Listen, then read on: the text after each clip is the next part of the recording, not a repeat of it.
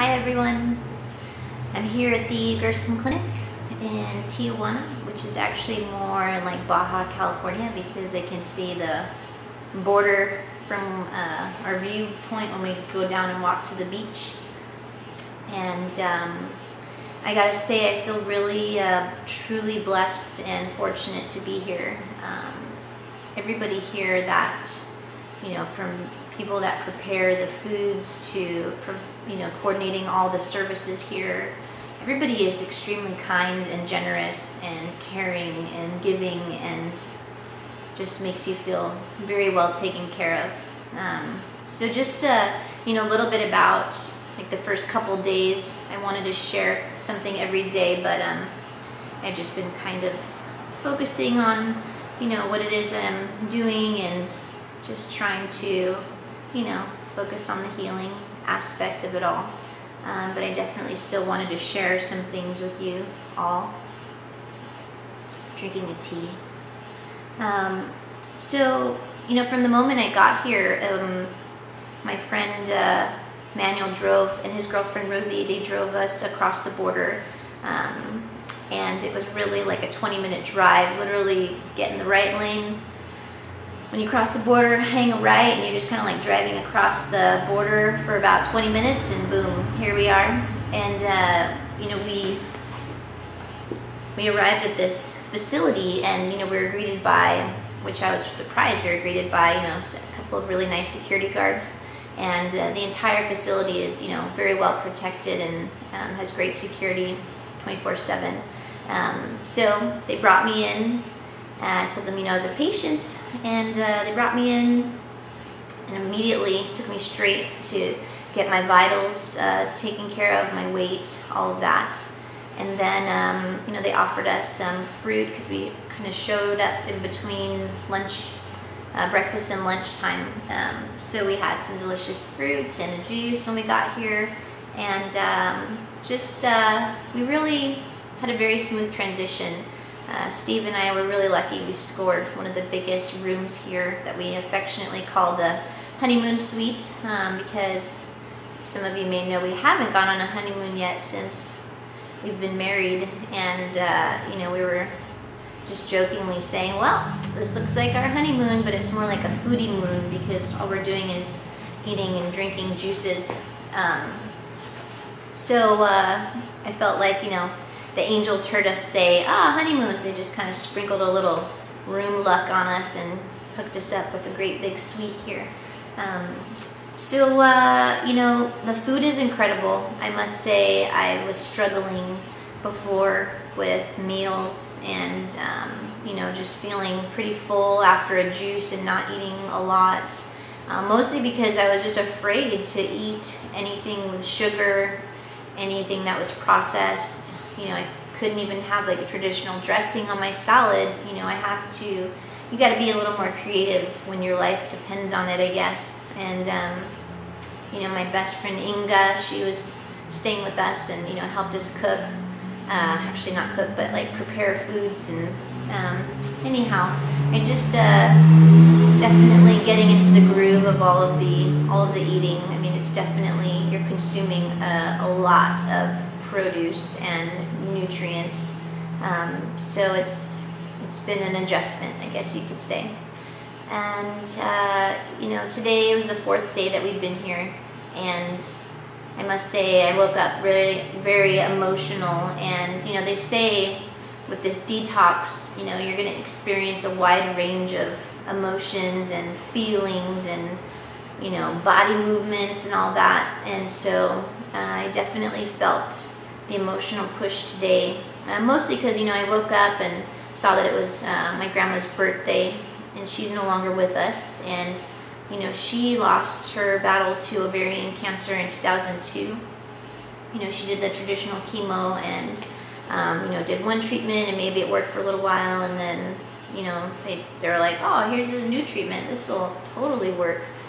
And then that one didn't, and I think her cancer came back, and at some point she just was like, I don't want to do this anymore. So just having her on my mind today was very emotional. Also, Steve's grandmother Rachel, she also died of cancer and of a very quick treatment of chemo. We feel that was the direct cause of her death. And so ironically, my grandmother's birthday is on August 10th today, and his grandmother's birthday is on August 12th. And so, you know, it's just a very, kind of set the tone for our day. It was also somewhat emotional because one of the patients here had to leave early. She kind of needed a procedure to be done that maybe should have been done before she came here. And, you know, without going into too much detail, you know, we were all very supportive, and one of the juicing ladies came to all of our rooms to tell us that she was leaving today. And even the lady, you know, that works here was very emotional, and I felt kind of bad because all of the people that work here, they all speak Spanish primarily, and if they do have some ability to speak English, they will, but for the most part, you know, you gotta reach for those Spanish words that you know to try to communicate. So, you know, she came to tell me that one of the patients was leaving today, and she was crying, and she felt very, you know, sad for her, and she was, you know, saying all these things and crying, and I didn't know what she was saying entirely, but I felt the emotion of her words. And so I told her, I said, I don't understand, in Spanish, my best of my Spanish I could, I said, I don't understand all the words that you're saying, but I understand what your heart is saying. And, you know, you are doing an amazing job being of service to us patients, and, you know, you're an angel. And, you know, she thanked me, and we all went out to wave off the patient that was leaving today, and we all felt somewhat of a loss. But as another patient said, he's pretty amazing.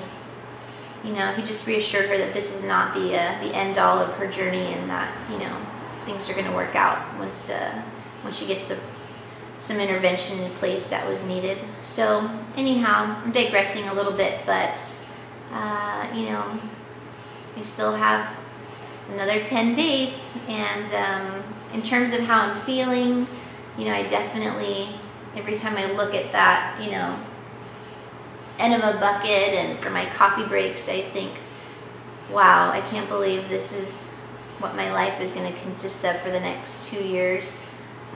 But I also, at the same time, I realize what the alternative is, and I would still much rather be doing this than you know, than doing the alternative. I mean, even from, you know, I get a shot injection every day, a liver injection, just to kind of help ease the detoxification, you know, so I was like, you know, feeling a little sorry for myself, like I have to give myself a shot every day, but again, so much better than the alternative.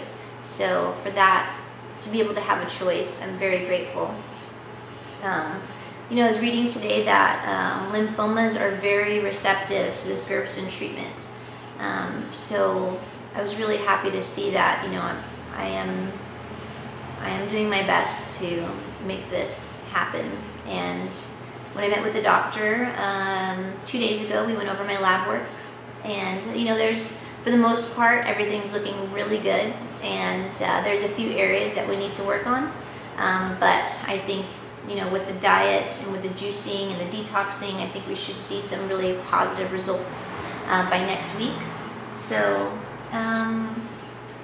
yeah, tomorrow is Monday, and I'll wake up at 7 and do my first coffee break, and then breakfast at 8, and then the day just kind of rolls on from there. Steve has been really wonderful throughout this process. He's very helpful and very understanding, and that's why I married the guy, because he's such a keeper. So just wanted to share a little bit, and I hope you all are doing really well, and thank you for helping me, supporting me, and believing in me. And I'm just very grateful for this opportunity to heal my body through nutrition.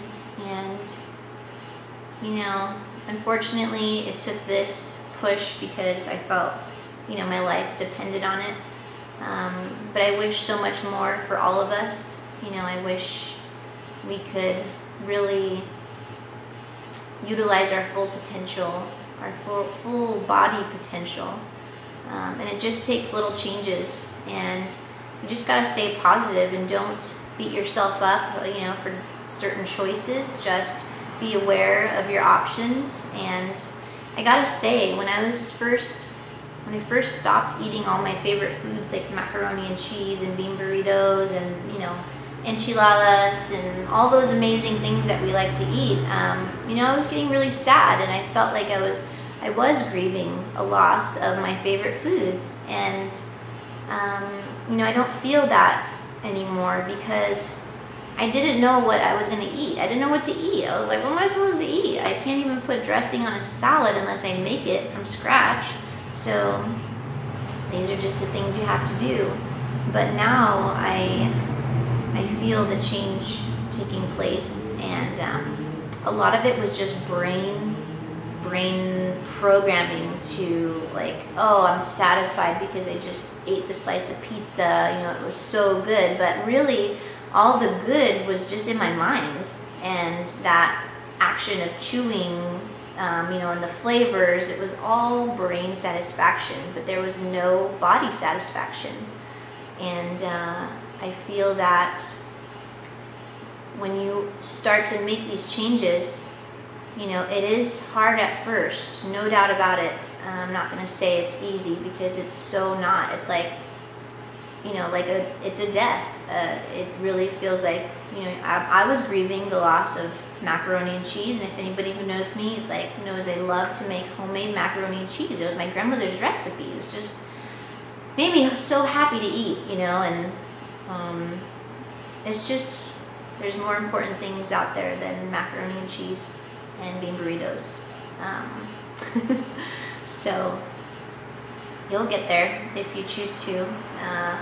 I had to choose to. I didn't really, actually no, I don't have to choose to. I could have just, you know, continued to eat whatever I wanted and just done chemotherapy and hope for the best. But that's not, I don't see that as a viable solution. So that's all I got for tonight. I'm supposed to be resting right now. Let's see, what time is it? Oh, it's 10:16. I'm supposed to be resting as much as possible. Even if I do have energy, I'm really not supposed to use it. So time for me to wind it down. But thank you for sharing this journey with me, and Steve and I am very grateful for your support, and I look forward to our next little journal share with you. Love you guys. Bye.